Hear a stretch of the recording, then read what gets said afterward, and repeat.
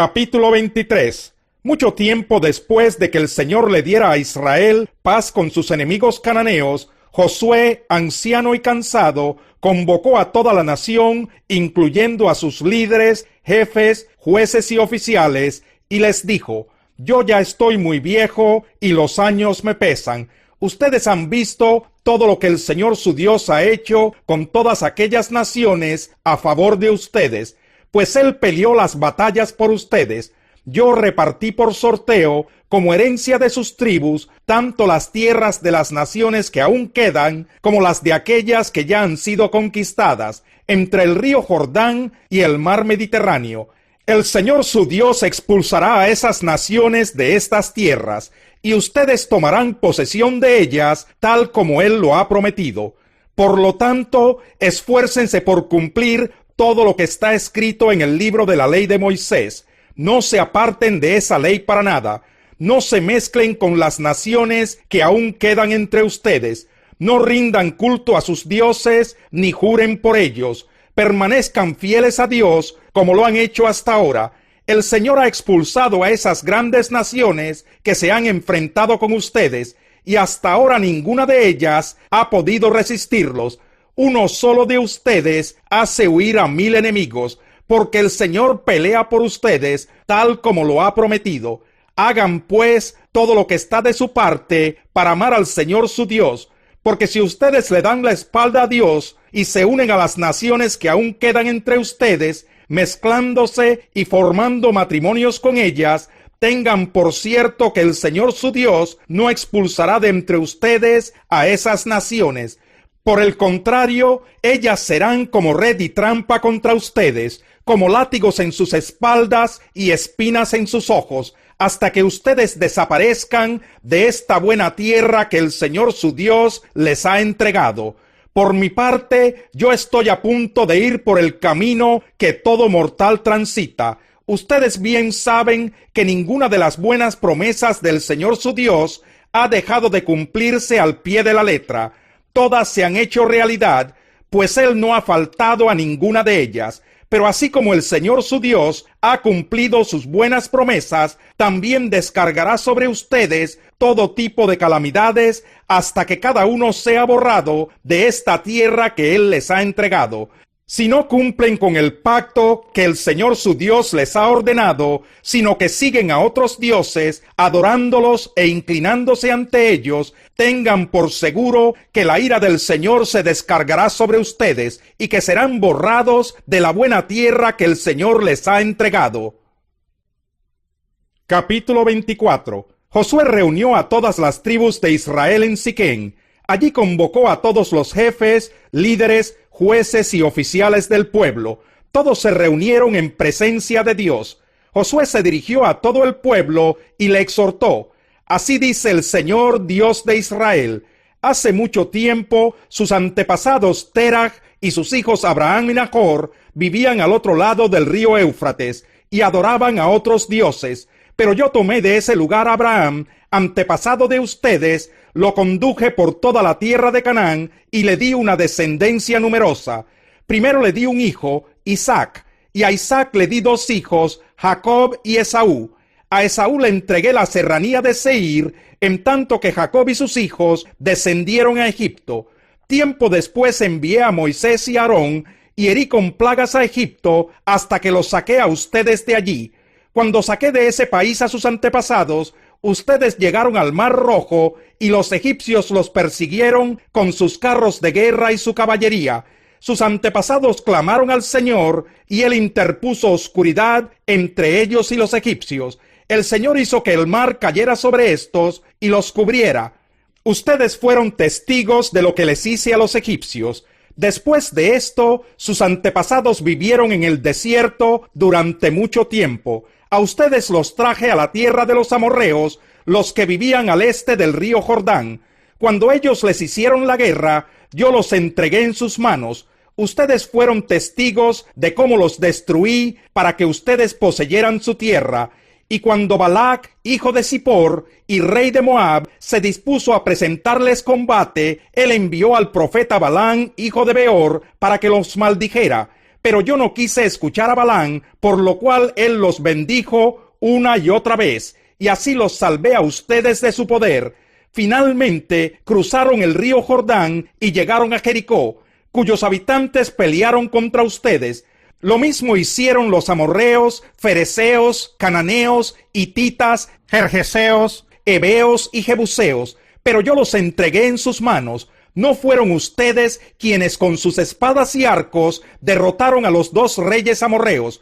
Fui yo quien por causa de ustedes envié tábanos para que expulsaran de la tierra a sus enemigos.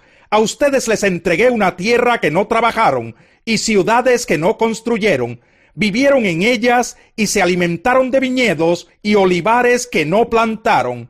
Por lo tanto, ahora ustedes entréguense al Señor y sírvanle fielmente. Desháganse de los dioses que sus antepasados adoraron al otro lado del río Éufrates y en Egipto, y sirvan solo al Señor.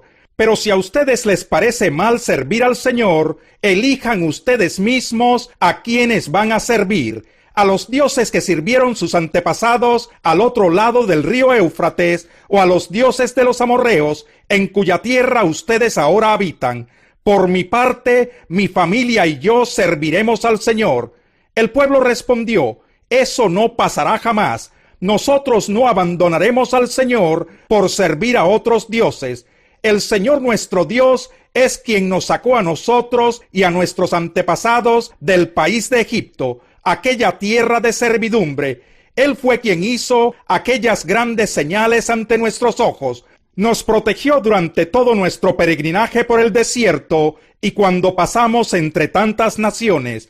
El Señor expulsó a todas las que vivían en este país, incluso a los amorreos. Por esa razón, nosotros también serviremos al Señor, porque Él es nuestro Dios. Entonces Josué les dijo: ustedes son incapaces de servir al Señor, porque Él es Dios santo y Dios celoso. No les tolerará sus rebeliones y pecados. Si ustedes lo abandonan y sirven a dioses ajenos, Él se les echará encima y les traerá desastre. Los destruirá completamente, a pesar de haber sido bueno con ustedes. Pero el pueblo insistió: eso no pasará jamás. Nosotros solo serviremos al Señor. Y Josué les dijo una vez más: ustedes son testigos contra ustedes mismos de que han decidido servir al Señor. Sí, sí lo somos, respondió toda la asamblea.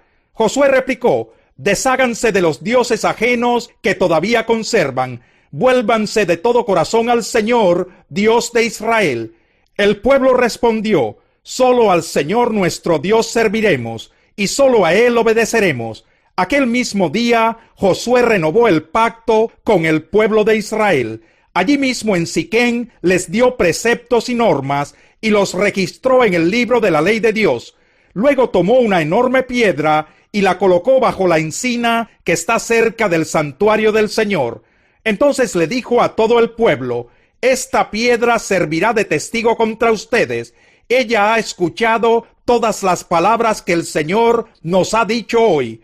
Testificará contra ustedes en caso de que ustedes digan falsedades contra su Dios. Después de todo esto, Josué envió a todo el pueblo a sus respectivas propiedades. Tiempo después murió Josué, hijo de Nun, siervo del Señor, a la edad de 110 años. Fue sepultado en la parcela que se le había dado como herencia, en el lugar conocido como Timnat Sera, en la región montañosa de Efraín, al norte del monte Gaz. Durante toda la vida de Josué, el pueblo de Israel había servido al Señor. Así sucedió también durante el tiempo en que estuvieron al frente de Israel los jefes que habían compartido el liderazgo con Josué y que sabían todo lo que el Señor había hecho a favor de su pueblo.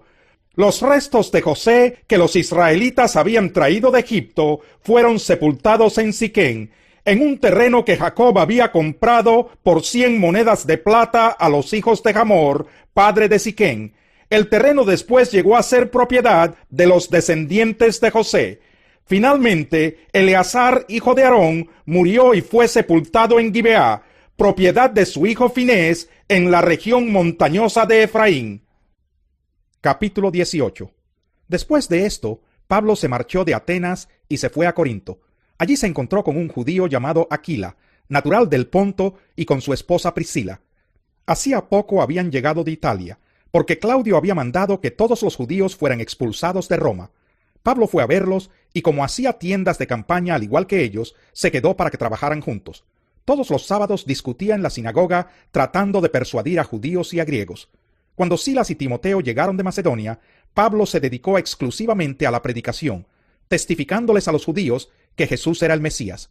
Pero cuando los judíos se opusieron a Pablo y lo insultaron, éste se sacudió la ropa en señal de protesta y les dijo: «Caiga la sangre de ustedes sobre su propia cabeza. Estoy libre de responsabilidad. De ahora en adelante me dirigiré a los gentiles».